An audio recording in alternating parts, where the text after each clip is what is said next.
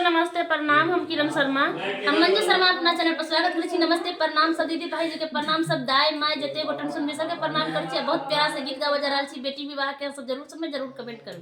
और हम दोनों देवरानी जेठानी बेटी विवाह के गीत बहुत सुंदर गावे जा रहल छै। देखिए हमर ननद हमर बड़ हंसी छथिन देख के दुनू गोरा होइया सब हमरा सबके देख के हंसे छै। अहाँ सब कमेंट करके जरूर कुछ कहब उनको सबके। और बहुत प्यारा सा गीत है, अहाँ सब जरूर सुनब, प्यारा आशीर्वाद जरूर शेयर करे कि नहीं भूलब। बहुत दर्दनायक बेटी विवाह गीत है। बेटी के देव में सबके माया छूटी छी, लेकिन बेटा वाला के बेटी के तो लइयो जात, ऊपर से उल्हानो देत, गायरो पढ़त, बातो कहत।